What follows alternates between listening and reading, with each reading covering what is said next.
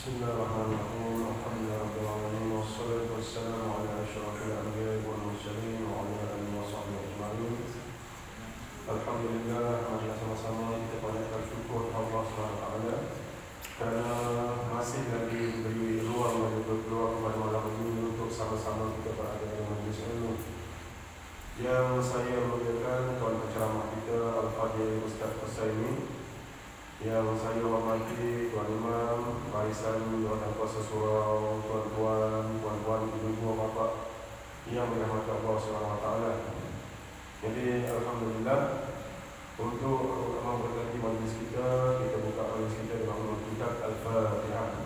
A'udzubillahi minasyaitonir rajim. Bismillahirrahmanirrahim. Alhamdulillahirabbil alamin, arrahmanir rahim, maliki yaumiddin. Iyyaka na'budu wa iyyaka nasta'in. Ihdinas siratal mustaqim.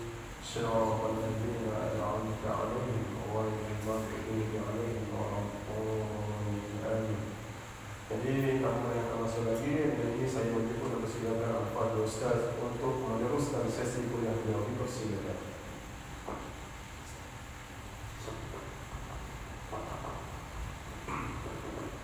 Assalamualaikum warahmatullahi wabarakatuh.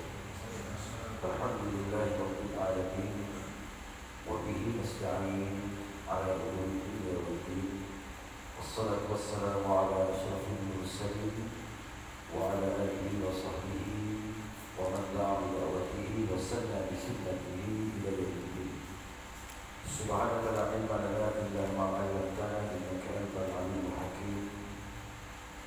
Maha suci Kau ya Allah, kami semua tak ada ilmu kecuali apa yang Kau ada pada kami. Semoga Kau maha mengetahui dan maha bijaksana. Allahumma faqihna fiddin, faqihkan, fahamkan kami agama kami, agama Islam.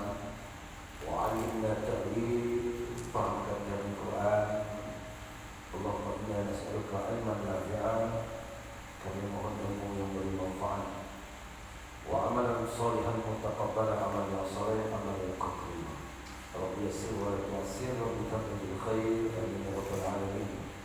Terima kasih kepada tuan pengajar majlis, tuan pengurusi surau, tuan imam, ahli-ahli dan kuasa surau, muslimin muslimat yang dirahmati Allah. Syukurkan Allah Ta'ala bersama lagi pada malam ini kita giliran kitab, malam ini giliran kitab. Tapi sebelum itu ada pertanyaan. Kenapa kita situ jawab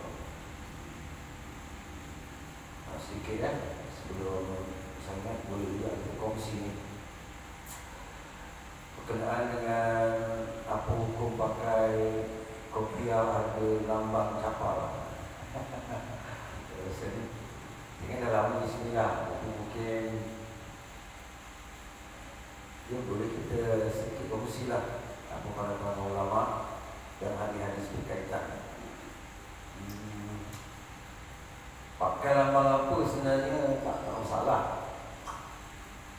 Ini kokoknya pun tak tengok kan. Apa dalam tahu. Beli je. Sekarang semua biar kadang-kadang lambang Kaabah. Ada orang dia suka dengan parti dia, dia letak dalam rumah parti dia. Ada saya tengok ada lambang Malaysia Madani, macam-macam ada lah. Sebenarnya secara umumnya tidak salah kita nak pakai lambang-lambang ni. Okay? Cuma yang tak boleh tu bertabarruk. Tabarruk ni ambil berkat. Dia percaya dia pakai lambang ni dia dapat manfaat berkat. Itu boleh datang syirik. Tak boleh. Bukan isu capal saja, apa sahaja. Betul? Macam kita sejadah lah. Sejadah tu kadang-kadang gambar Kaabah kan. Kita pun tak rasa apa, betul tak? Tak ada, oh ni yang Kaabah, ambil berkat mestinya yang ada Kaabah. Tak ada pun. Betul? Malah kadang-kadang ada orang dia bawa serban dia ke, yang putih tu kan, kosong, dia lagi selesa, itu lebih baik bagi dia kan. Kalau bagi kita tak ada masalah, jalan. Okey? Cuma yang jadi perdebatan jangan itu logo capal ni dah viral. Okey, dan orang jadikan dia bisnes pula. RM50 kopiah jadi 150. Sebab apa? Capal. Itu ada something lah tu. Kenapa begitu mahal kan? Sebenarnya capal ni, kisah capal ni yang gambar tu ada yang tahu pakai? Oh, malam tak ada pakai. Macam tahu-tahu je. Kalau itu kan capal tu, itu lukisan daripada seorang Syekh dan nama dia Abdul Abbas Al-Maqari Al-Tilmisani nama dia. Dia ni meninggal tahun 1041 Hijrah. Nabi meninggal bila? Tahun berapa Hijrah Nabi meninggal? Nabi buka kota Mekah 8 Hijrah. Tak lama meninggal, 3 tahun lepas tu. Nabi meninggal tahun 11 Hijrah. Orang yang buat replika apa ni? Capal tu meninggal 1041 Hijrah. Lama tak? Lama, 1300 tahun lebih jarak dia meninggal dengan Nabi tu. Dan tak ada pula riwayat-riwayat sahabat yang ambil capal Nabi disimpan terus bersambung lah. Tak pernah pun, tak ada lah tuntas. Dia sambung mana? Kepada sahabat bagi yang ni Nabi punya yang wari bagi pada tabi'in. Betul? Tak ada riwayat itu. Tabi'in bagi tabi'in sampai pada kita. Persoalan ni itu lah sebenarnya. Betul ke capal itu capalnya Nabi? Kadang-kadang ada yang sangat hulu ni melampau. Dia tengok ada lambang capal tu, dia nak masuk tandas, dia buka sopok tu. Dia memulakan apa? Dia memulakan sopok ke capal? Ada lambang capal. Capal ni sebenarnya tempatnya ke mana? Kaki buat masuk tandas. Aku capal tu. Saya tak ada kata tak boleh ya. Tapi hati-hati tu. Kenapa you sungguh-sungguh? Kadang-kadang dekat serban tu dibubuh ni, dibubuh capal betul. Kat baju ni dibubuh ni capal juga. Dia mesti kenapa betul? Pertanyaan kenapa? Yang persoalan saya, betulkah itu capal Nabi yang melampau lagi? Dia cium-cium capal tu. Ya Allah, entah orang tu dah bijak ke cium. Sudah lagi. Betul dia sembuh apa odor-odor apa. Wangi-wangi je. Tak sabit. Dan malang sekali ada yang gunakan hadis palsu. Itu yang bahaya tu lah. Guna hadis palsu, dia kata Nabi mi'raj ke langit dan nak jumpa Allah. Nabi nak tanggalkan kasut dia capal. Ada suatu suara kata, jangan, capal kau mulia kan. Bla-bla-bla hadis tu. Hadis itu yang ulama hadis sepakat mau tu palsu. Dan kita heran ada orang guna hadis palsu ni. Tak boleh tuan. Tuan-tuan tahu kitab dia tu. Kitab yang dikarang oleh Abu Abbas Maqari ni, kita baca. Dia kata apa? Dan dengan menyimpan lakaran capal itu, cara catat ya. Capal itu akan seorang itu akan diberkati. Nampak tak? Itu yang tak boleh. Berkatnya apa? Ambil manfaat dalam berkat. Kemudian dia kata apa lagi? Boleh mencapai kemasyhuran dan berjaya dalam segala cita-cita melalui tawasul capal. Oh, bahaya. Itu yang tak boleh tuan-tuan. Kalau sekadar pakai, boleh tak? Boleh. Bersama dengan amalan-amalan lain, tak ada masalah. Etikot untuk kerja. Kita patut ambil berkat bertabaruk dengan apa? Ajaran, amalan-amalan yang diperintahkan oleh Nabi. Datang surah berjemaah kan? Itu bertabaruk amalan itulah. Bertasbih, bertahmid, bertakbir, salawat. Betul? Amalkan itu. Berkat itu sudah cukup dah. Tak lalu kita nak buat. Janganlah macam-macam menjauh. Betul? Sehingga Nabi SAW Nabi larang kita melampau. Kita setakat selawat lah kepada Nabi. Tak apa kan? Sallallahu alaihi Muhammad, ya habibal qalbi, ya khairul baraya. Bolehlah nak puji Nabi, tapi Nabi kata la tatruni kama atratin nasara ibn Maryam. Nabi kata, hadis Bukhari, jangan kau melampau-lampau puji aku, menyanjung aku sebagaimana Ibnu Maryam. Ibnu Maryam ni maknanya anak lelaki Maryam. Siapa? Isa. Sebagaimana orang Kristian Nasrani ni dia menyanjung-nyanjung Nabi ni, Nabi Isa. Lepas tu jadi salib. Tapi lambang salib memang ulama sepakat tak boleh pakai, sebab dia lambang agama. Nak sangat pakai emas ke apa agak, jangan. Dulu ada cerita kan, pakai lambang salib tak boleh. Sebab itu lambang agama. Selain daripada itu adalah dibenarkan. Qulu Abdullah wa Rasuluh. Nabi kata, kau cakap dia aku ni siapa? Hamba Allah, Abdullah ataupun Rasul. Jadi adakah kalau orang kata dengan pakai capal itu tanda kita sayang Nabi? La, saya akan kata tidak. Qul in kuntum tuhibbunallah fattabi'uni. Nabi kata, katakan wahai Muhammad, kalau orang tanya macam mana Allah Ta'ala nak sayang, fattabi'uni. Nabi kata, ikut aku, ikut Nabi, ajaran Nabi. Yuhibbukumullah, pasti Allah Ta'ala akan sayang kamu. Betul?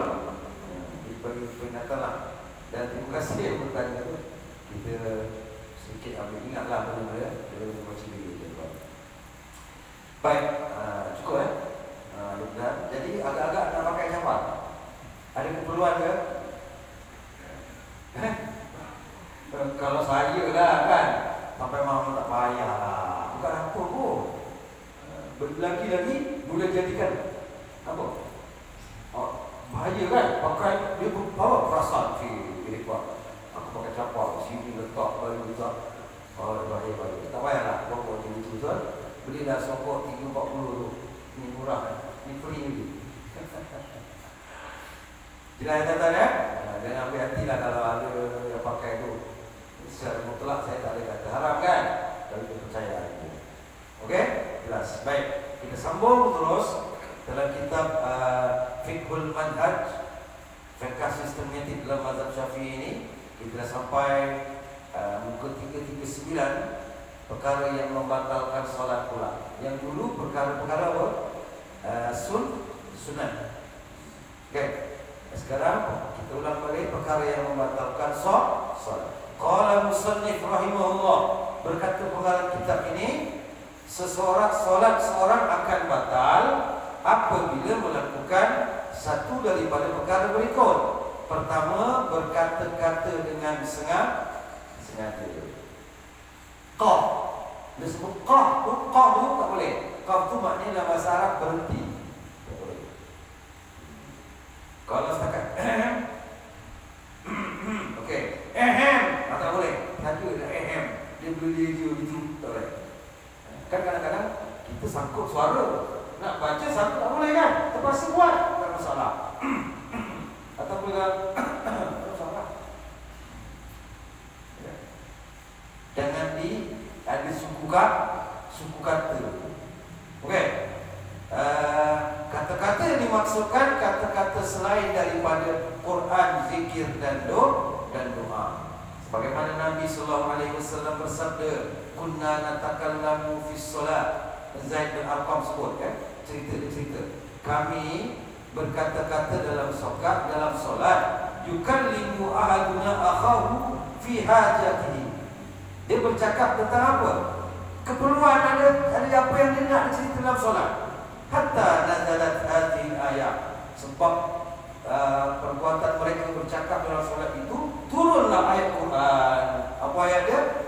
Hafizu ala salawati was salatil wusta. Jaga solat-solat kamu, ya, solat wusta. Wa qumu lillahi qanitin. Maka hendaklah kamu apa? Berdiri kerana Allah dengan taat dan khusyuk. Fa umirna bisukut. Maka kami pun diperintahkan untuk diam, tidak bercakap-cakap ketika solat. Zikir pun tengok zikir dia, keperluan zikir itu. Kalau tak sebut pun tak apa, tak ada masalah. Tak dituntut. Katalah kita kalau di luar, tuntutan hak saudara kita ni, kalau dia bersin kan, dia sebut Hashim kan, alhamdulillah. Di luar solat ni kita dituntut untuk sebut apa? Pernah ngetai ni, kawan sebelah Hashim, alhamdulillah. Bila kau mesti setuju dia. Hak kita atas dia ni apa? Kena sambut apa? Ya, alhamdulillah, itu mahu tuntutan tu. Walaupun ifunat tapi sangat itu dituntut. Lepas tu kita dengar lagi orang tu sebut yarhamukallah, lagi salah sebut yahdikumullah. Tuntutan tu tak bisa. Tapi bila berlaku dalam solat tidak dituntut. Itu beza dalam solat. Okey? Tapi kalau dia nak sebut juga tak ada masalah. Setengah ulama kata harus dia sendirilah. Kita tak payahlah tengok alhamdulillah yarhamukallah yahdikumullah ghafarallahu lana wa lakum. Ini sembahyang apa ni? Ada juga kuat-kuat. Okey? Bagi pendapat yang kuat, kita diam saja. Menguap apa sebut kalau di luar? Apa sunnah ya? Apa kan? Allahumma barik lana. Apa kalau buat? A'udzubillahi minasyaitonir rajim. Dalam solat tak payah sebut pun tak apa. Jangan sebut-sebut solat. Okey? Okey. Seterusnya, melakukan perbuatan yang banyak. Perbuatan yang banyak dimaksudkan adalah yang berturut-turut selain daripada perbuatan solat. Ini kerana dia bertentangan dengan peraturan solat. Ukuran perbuatan yang banyak yang membatalkan solat ialah berapa kali? Yang dikata berturut-turut ni berapa? 3 kali direct, tak berhenti. Kalau 1, 2, 3 kali. Nyamuk lari kan? 1, boleh di sini pula. 2, okey lagi. Okey? Kalau yang boleh bergerak banyak ni mana? Anggota yang kecil ni. Nyamuk. Dia nak sedang kalau lah. Sampai habis bayar. Tak apa, tak batal. Yang batal mana? Bila anggota berat. Macam mana? Dia begini. Ni anggota berat ni. Tak boleh. Kalau jari tidak dikira anggota berat dalam mazhab Syafi'i. Okey. Bagaimana kita nak Pak Imam batal? Kan? Imam batal. Kita memang kena bergerak. Ulama sebut pergerakan yang dituntut macam ini tak ada masalah. Ada kata boleh jalan terus. Ada juga yang mengatakan 2 langkah stop. Betul? Pernah buat? Kalau lah boleh berusaha lah. Boleh beberapa ulama ni. Ada setengah ulama kata tak apa, sebab itu pergerakan dituntut. Kau jalan dia terus. Itu satu. Tapi kita larikan kitab ni macam mana? 2 kali. Imam batal yang kat depan tu. Betul? Betul lah. 1, 2. Nak betul-betul ni? Mana tahu lepas ni imam batal? 1, 2. Stop lah. Kejap. Subhanallah. 1, 2. Nampak? Itu 1. Boleh ya? 2 kali terus apa? Lepas tu berhenti pun bukan lama. Sekadar subhanallah. Sebab subhanallah ni dah kira taubat ni nak berhenti tenang. Tenang boleh. Saya buat lagi kali. 1, 2. Subhanallah. Ada satu kan? Lepas tu 1 sama kan? 2. Okey? Satu lagi yang ada orang buat macam ni. 1, 2. Apa juga? Lepas kita sekali kan? 1, 2. Jelas kan? Kita tak tunjuk kadang-kadang macam mana teori dia kan? Tak nampak macam itu pun boleh. Sama juga macam orang yang dia bergerak kerana dia nak jadikan orang imam. Kan? Imam depan. Okey. Contoh ni apa? Sekejap. Saya nak contoh. Okey, dia lambat solat. Contohlah ibarat sana kiblat saya. Okey. Jadi semua dah salah, tinggal seorang aja. Kita boleh jadikan imam kan?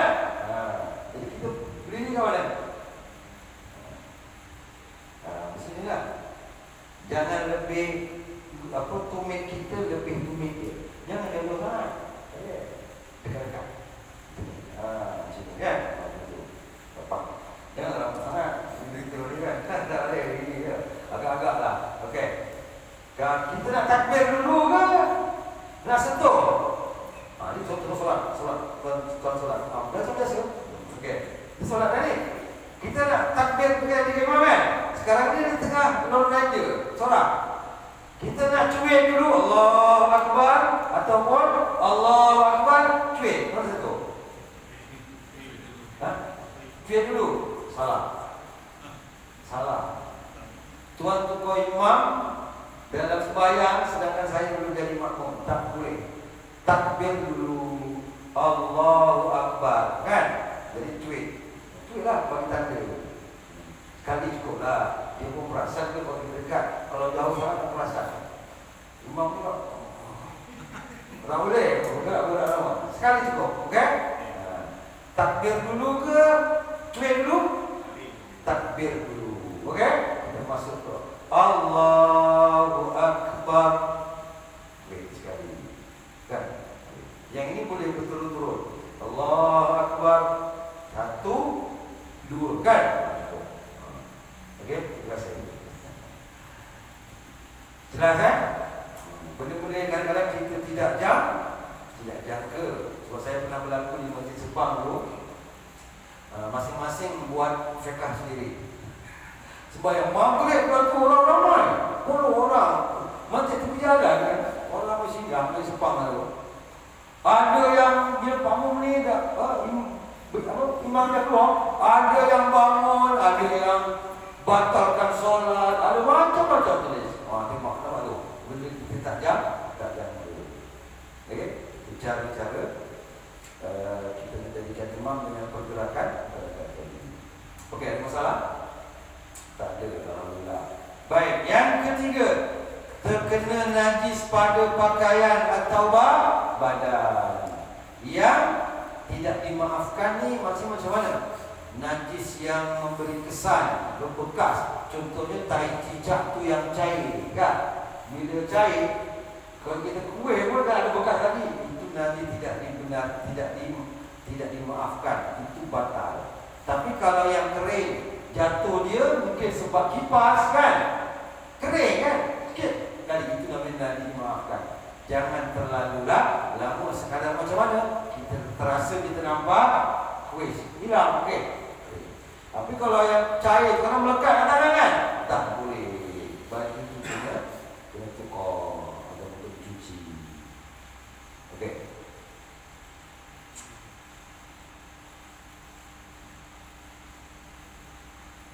Yang keempat, kalau ada masalah boleh kita kongsi apa?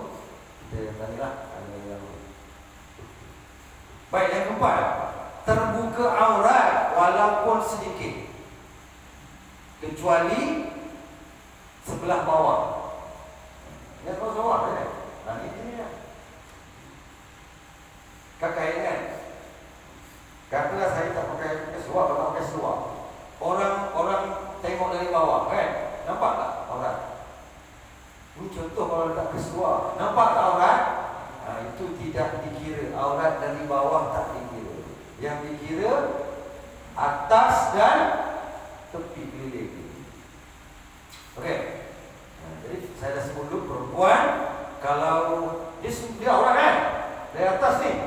Dia kenalah pakai t-shirt ke. Kalau pakai telekung yang terus boleh, tak masalah. Kakak, setengah orang dia pakai yang bersambung. Betul kan?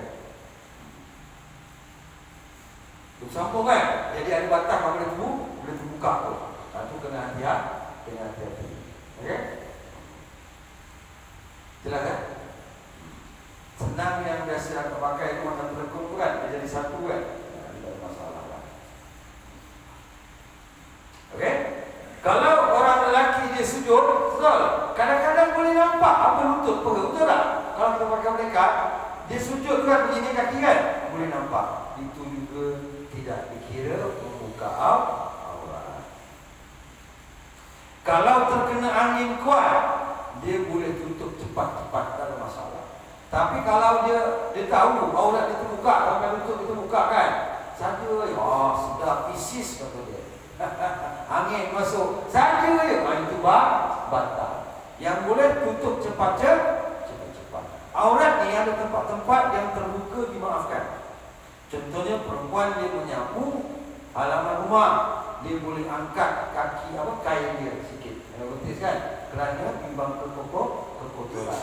Ataupun datang masjid, datang surat atau ke mana, lecah dia boleh angkat. Ada masalah. Kalau keadaan normal tak boleh. Lagi-lagi kalau pakai naik motosikal kan, orang perempuan kan, terangkat terangkat. Jadi mungkin nak jaga kita punya orang juga, biasa kan kadang-kadang orang pakai seluar kan. Memang tak boleh nak. Yelah, naik motor kan, mesti dia terangkat kan. Orang perempuan lagi sekarang dengan handsock ni lagi kan tu. Kalau akak pakai macam ni kan, tak pakai handsock, kalau takbir ini boleh nampak kan, buat takbir. Jadi kalau terbuka itu disebabkan pergerakan sekejap, tak ada masalah sebenarnya. Tapi akak ada orang sekarang dah ada gaya pakai handsock kan, lagi jaga. Sama juga dengan pakai tudung kan, pakai tudung kan mana? Ni orang lain. Dia keluar orang tak? Waktu tutup. Aku suka tutup, aku belajar. Apa kita ngaji gitulah kan? Dah tahu, betul kan balik? Ini kau dah aku yang buka. Okey, saya dah bagi tahu cara nak tahu muka. Muka tu kan benda yang boleh dinampakkan. Okey, kita kena tahulah muka ni mana? Tengok ni kan? Bila kita wuduk, ni wajah basuh tau. Betul? Inilah muka, bila muka boleh nampak tak? Boleh. Cuma mungkin nak jaga, nak warang agak, nak takut dia apa ke, ada yang pakai kat sini. Betul? Dia tak apa. Tak pakai tutup semua pun tak? Apa lagi bagus. Okey. Yang ketujuh, yang keenam, makan atau minum sebesar mana biji kacang putih. Kacang putih tu kalah kacang hijau. Okey. Dan kalau terasa gigi tu main gigi ni belum jangan nyangkut kat sini tak keluar. Tengah sembahyang baca-baca kan dia bergerak-gerak keluar pula. Nampak apa tu? Nampak apa sekarang? Besar tu. Boleh ke menang? Tak boleh. Dia hati itu. Kacang tanah lagi dah besar. Ini yang macam kacang dal gitu kan. Itu tak boleh. Hati itulah. Itu orang boleh kenal, boleh rasa sangat kan benda itu. Keluarkan kan? Keluarkanlah. Boleh keluarkan. Kalau bawa sapu tangan, apa lah. Kalau tidak, tahu macam mana? Lepas tu nanti sembahyang, lepas sembahyang jangan salah orang. Kalau pegang betul. Dulu zaman Nabi dulu, dia berludah. Lagi satu dia punya lantai masjid ni pasir gitu kan. Dia udah gitu. Kelukah gitu.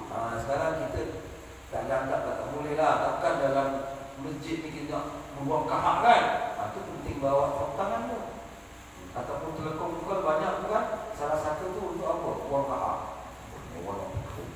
Cepat dulu. Okey? Anda tu. Baik, seterusnya. Macam mana kalau rasa manis? Rasa manis. Musangking dia menyelip juga. Sekali manis sangat. Buanglah kan. Dia benda yang takriban lah, lebih kurang. Bukannya satu jumlah yang Nabi sebut tu sebesar itu ulama sebut Kalau rasa manis tu masih nak kira rasa manis sangat, buanglah tak payah terang kan. Kalau mungkin sikit-sikit tu okey lagi. Dia bukan benda yang tetap mesti manisnya berapa peratus, tak sebut pun. Tapi untuk langkah yang selamat, kalau kita rasa ragu-ragu, kita buang aja kan. Itu lebih baik. Yang ke-8, yang ke-7. 4, 5, 6. Berhadas sebelum salam yang pertama. Masuk hadas ni apa? Hadas biasanya ada kecil lah. Takkan ada orang cirit berak sebelum salam. Kalau itu ada besar. Betul? Ya. Ada kecil juga.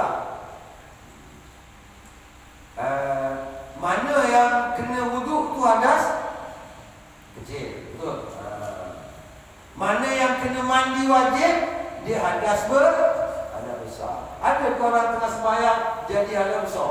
Tak ada. Maknanya dia sudah hadas ke? Hadas kecil. Contoh hadas kecil apa? Yang kena wudu kalau berlaku apa? Hadas kecil macam mana? Buang angin lambat, kentut. Satu kata ke? Apa yang malu boleh cakap? Kentut kan? Tu. Apa lagi? Berak lah, kan? Itu kita berada. Okey. Tai cicak tadi jatuh dekat tangan. Boleh. Yang melekat dah tu, buang pun ada bekas lagi. Itu yang tak dimaafkan kan? Jadi kita keluar, kita buat apa? Basuh dan tak payah wudu. Dia punya wudu tidak batal. Solat dia batal.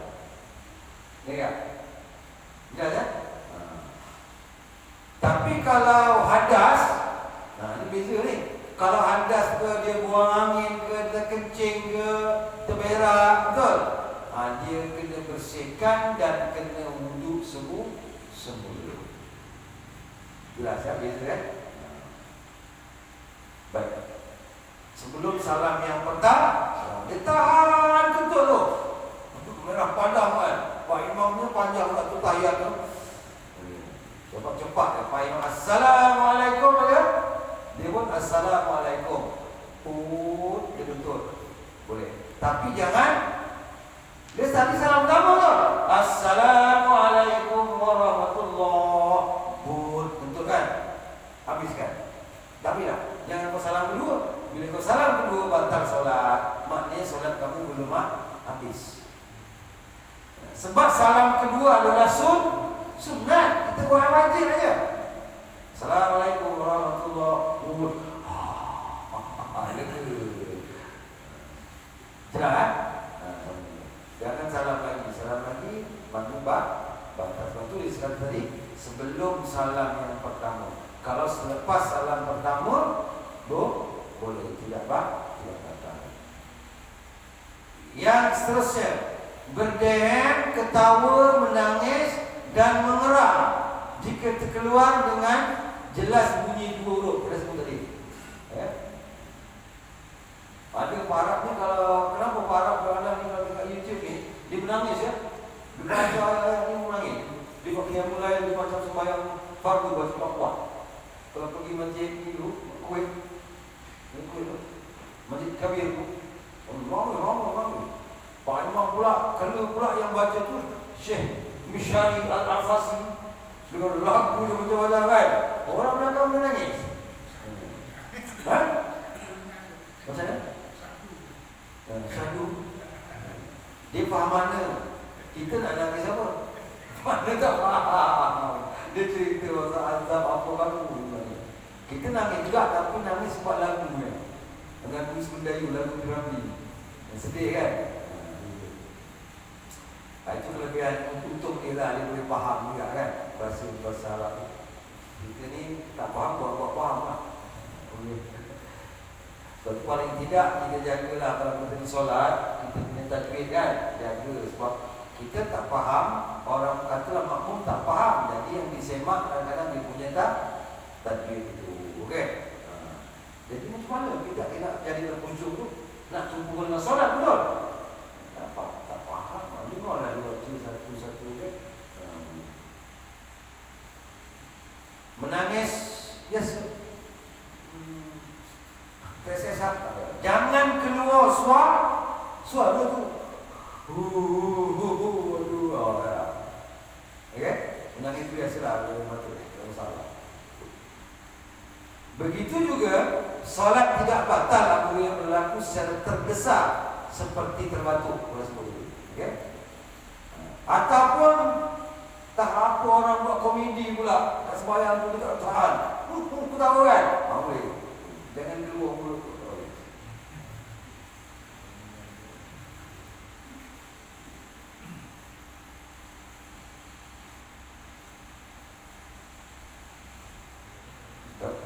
Ni ada pandangan juga yang mengatakan tak boleh sebut ya tanpa Allah. Nampak? Dia tak bagi. Ya? Sebalik dia kata zikir, ya. Terdesak tadi. Okey lah. Sebaliknya zikir dan doa akan membatalkan solat apabila ditujukan kepada seseorang seperti menyebut yarhamkallah. Okey, sudah. Maknanya ada kaitan dengan orang kan. Dari orang tu, alhamdulillah, saya kata lebih baik jangan disambut. Ada pandangan mengatakan batal ketika dalam solat. Baik. Yang seterusnya berubah niat. Berubah niat ini biasanya berlaku bila seseorang itu dia mufaraqah. Dia nampak imam ni batal dan ditegur-tegur, dia tak nak keras kepala juga. Tuan-tuan wajib mufaraqah. Kalau tuan-tuan tidak mufaraqah, sembahyang kita batal pula. Jadi macam mana cara mufaraqah? Cara mufaraqah senanglah. Aku tak ikut imam lah, dah mati. Itu je. Dia tak ada usolli. Dia balik kan, usolli sahaja aku solat dah tak keluar tak payah. Aku pisahkan imam. Niatnya minta sana nanti. Aku tak ikut imam dah. Okey, buatlah solat. Itu kalau kita jelas imam membatalkan solat tadi. Berubah niat. Baik. Yang akhir sekali membelakangi kiblat. Itu semua tahu kan? Kalau saya kata kalau kita duduk tu, dia bukan membelakang itu, belakang ni kan 180 darjah. Kau menghadap sana, kan dah ada teruk belakang betul, 180 lah. Tepi pun tak boleh. Kiblat kita sini pun dah tak boleh dah. Dulu saya kata hati-hatilah kalau kita duduk. Susah duduk tayar akhir, sampai kena bengkok-bengkok badan, duduk je tayar awal nanti akhir tu. Kerana kita keutamaan nak jaga apa? Kita punya yang dengan kiblat ni dada. Kan? Dia sambung kalau dah bermimpi lagi, sampai gini-gini kan. Menggigil. Dah dada dia bergalih. Kerana kalau nak dapatkan sunat duduk buntut atas lantai tayar akhir, betul? Kalau susah tak payah. Duduk dia macam macam tayar awal. Yang penting ni kena jaga. Okey? Kecuali lah kita solat seorang mungkin tak ada halangan kan, nak mengesok sikit ke masa duduk tu kan, nak betulkan sikit kan, tak ada masalah. Kadang-kadang ada juga yang betul-betul fasuk. Tak boleh. Kena duduk atas buntut kat lantai juga sampai kan. Duduk kat orang lah, orang sebelah. Banyak berlaku. Okay? Okey tuan-tuan yang saya kasih rahmati Allah, habis buat perkara yang membatalkan solat. Okey, ada pertanyaan? Kita ulang lagi kan? Ada ke yang kita baru tahu, baru dapat tak banyak sikit kan? Ada. InsyaAllah pada hari ini tadi. Dan boleh sikit lagi ni? Sikit. Sekarang Isyak 4 8 10 8 Oh, dah masuk. Okey, sikit je. Okey. Yang tadi seterusnya sujud sahwi. Sahwi ni apa? Lupa. Sujud kerana lupa. Atau lalai akan sesuatu. Kecacatan solat yang dilakukan seseorang ketika bersolat, sama ada sengaja ataupun lupa. Oleh itu sujud ini yang dilakukan di penghujung solat akan menjadi penutup kepada kecacatan tersebut. Nabi ada lupa tak? Nabi ada lupa. Surah tu sila baca, sahabat tegur. Tapi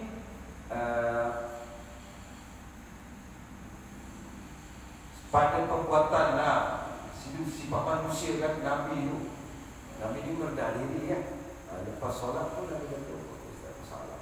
Okay? Maksudnya semua, kalau lupa ni bukan kecacatan sebenarnya dalam solat. Kalau imam dia lupa surah, bagi saya biasa tak masalah. Okey? Terlupa manusia. Dengan Nabi yang boleh lupa. Jadi yang penting tu yang duduk belakang pula. Betul tak? Kalau imam tu tersilap, dia betulkan. Kalau surah lupa, kan? Surah tak masalah. Lupa ulang sekali, tahiyat atau dia rukuk, senang. Ataupun ambil potong terus, baca surah yang pendek, qul huwallahu ahad. Itu cara dia.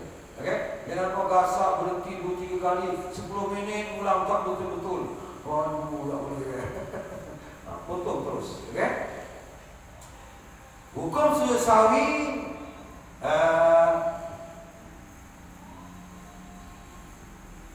tidak wajib.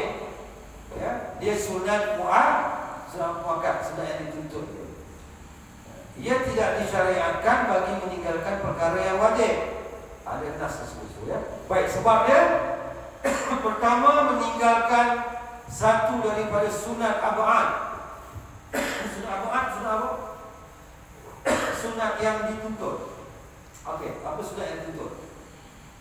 Kalau kita tinggal sengaja ke tak sengaja dan kita sedar sebelum salam tu kita kena sujud. Okey, sekarang sunatnya tu apa?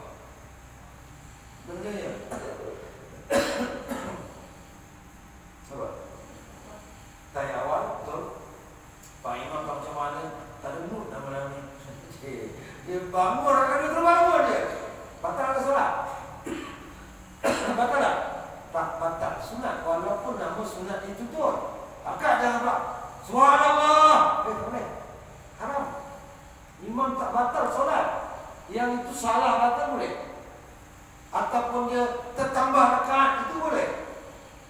Okey. Tapi kalau dia tak buat, boleh ikut terus, tak masalah. Lepas tu dia tak sujud sahwi. Tadi sengaja tinggal.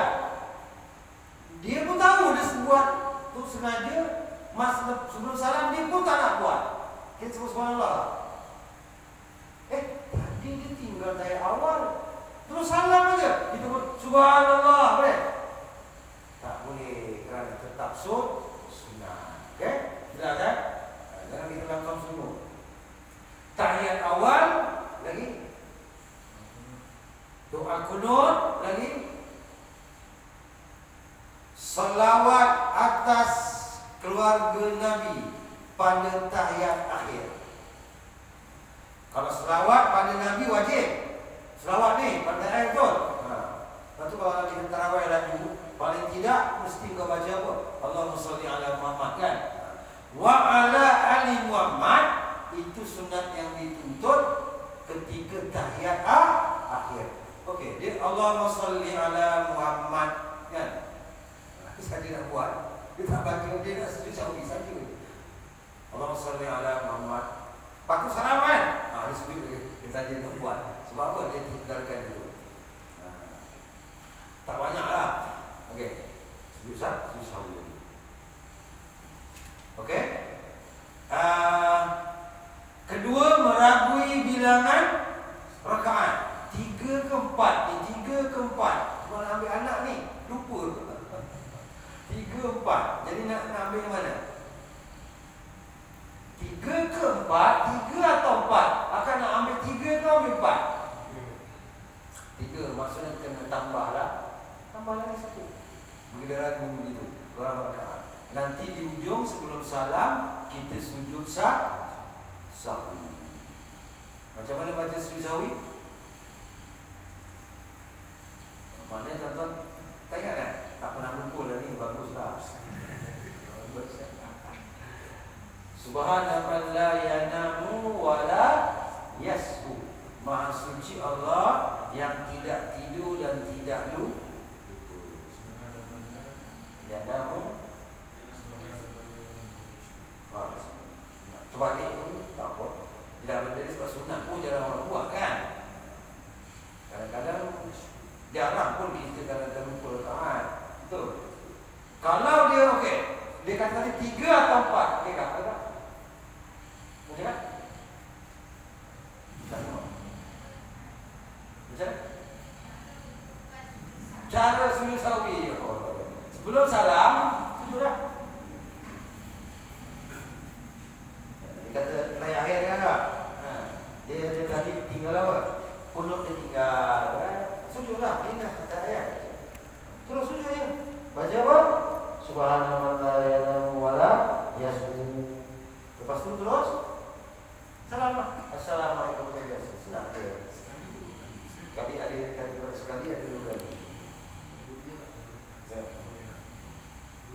Sekali buat lagi. Ini macam sujud sejadah, sujud syukur. Sujud sejadah kan sekali kan.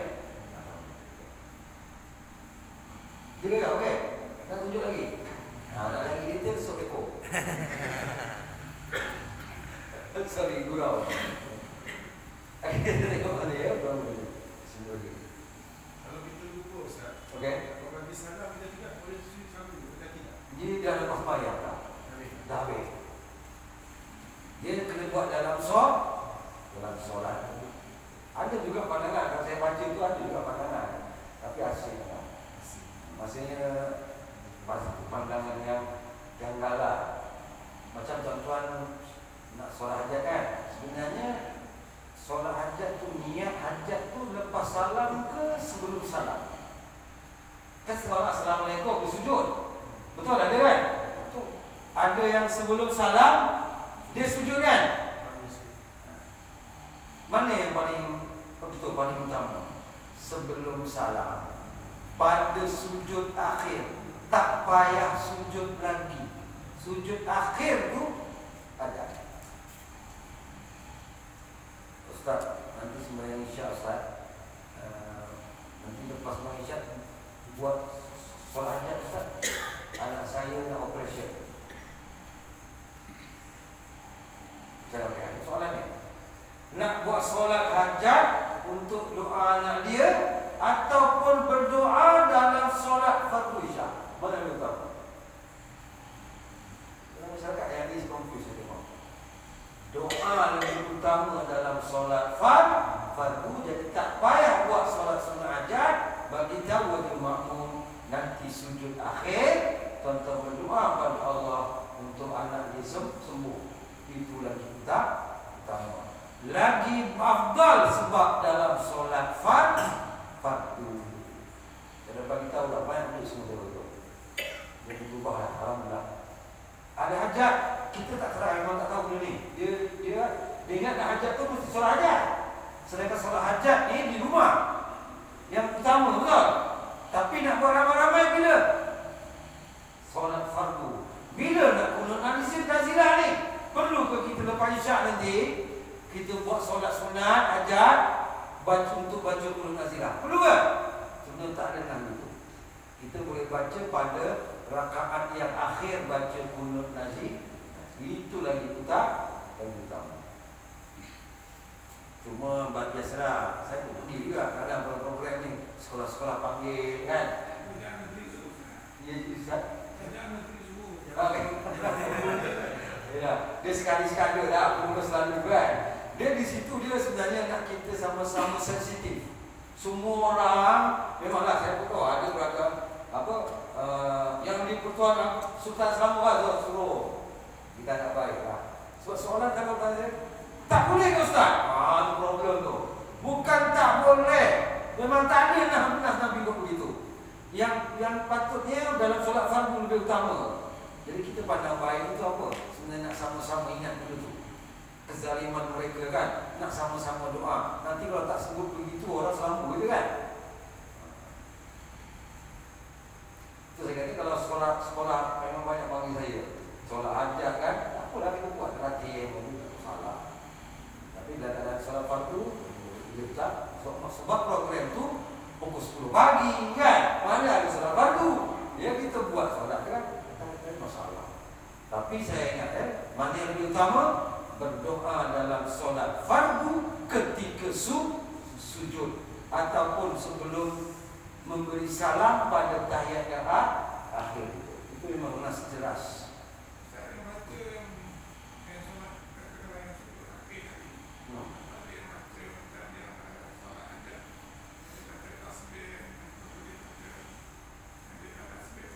Oh, no.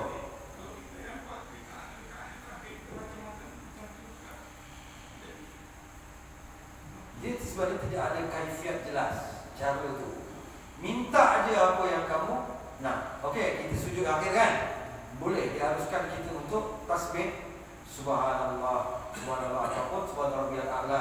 Lepas tu kita minta. Ada juga yang suruh tambah rabbana atina pun ada.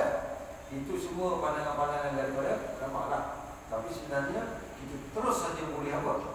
minta pada sujud. Puji dah dulu Allah. Subhana rabbiyal a'la, subhana rabbiyal a'la. Lepas terus minta. Mintalah. Orang tu Ustaz minta anak dia sembuh baru cakap. Kami nak doa macam mana ni? Dalam solat. Problem pula. Antara alasan orang yang buat selepas sujud kerana apa? Dia boleh cakap Melayu. Betul tak? Sebab yang lepas solat. Padahal cakap Melayu pun boleh dalam solat kalau berdoa. Keluar fatwa. Ya? Hadis Bukhari sebut, "Summa yaktabu ma yasha'a minal kalam." Kau boleh cakap, minta apa aja bahasa. Nampak tu? Hadis Bukhari sebut. Lepas tu Syekh Muhammad Mokhtar Asy-Syinkiti, seorang ulama besar ni, dia kata, boleh dengan bahasa apa saja yang orang itu faham. Dengan syarat doa je. Zikir tak boleh. Maha suci Allah tak boleh. Kan? Allahu Akbar, segala puji bagi Allah Tuhan. Tak boleh. Dia doa sahaja. Itu perbezaan pandang ulama. Ada yang kata dalam hati. Dalam saya lebih suka ambil pandangan yang boleh cakap. Lagi puas bila bercakap dengan duri. Ya Allah, ampunkan aku daripada tak marah. Dalam hati kan? Sebab selagi fiqh kata boleh-boleh lah, apa tak takut buat kan? Ya kan?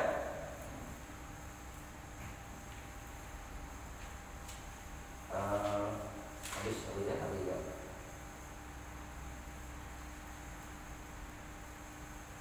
Okey, dalam kitab disebut akhir sekali, sujud sahwi ialah sujud sebanyak 2 kali. Maknanya bangun duduk macam biasa, nak sebut Rabbi firli pun boleh, tak sebut Rabbi firli pun boleh, asalkan tomak nina. Dah sujud tadi kan? Subhanallah la yanamu wa la yasbu. Duduk, subhanallah. Lepas tu sujud lagi. Ataupun dibaca Rabbi firli. Okey? Sebagaimana sujud-sujud solat dengan niat sahwi. Tempatnya akhir solat sebelum salam. Jika mengucap salam sebelum sujud, sama ada dengan sengaja atau terlupa yang agak lama, luputlah sujud tersebut. Mana ingat buat, tak ingat tak apa. Sebab tak batal solat. Sebab yang kita lupa ragu tadi, kita dah pun tambah. Okey? Jadi kita ikut yang kita setakat ni. 2 kali sujud kan? Ikut yang kita. Yang nanti tu nanti lah. Ada pandangan tu. Okey, cukup sekarang ni. Kita mahu yang banyak. Ada apa tak? Tak lagi? Jelas kan? Baca tak? 1, 2, mula. 1, 2, mula. Subhanallah. InsyaAllah. Jadi bisa bagi 20 masa. Buat apa itu kan? Boleh. Sengaja atau tak sengaja. Saja tak nak keluar kunut. Ya, tak malas. Boleh? Dia saja. Saya, kalau tempat saya dulu, saya tak malas. 2 bulan sekali, tak buat. Saja. Nak bagi orang tahu. Saja tak buat kunut. Bukan datang pula. Sekali-sekali jalan lah. Cuma sekali. Kita latih orang buat sujud sahwi.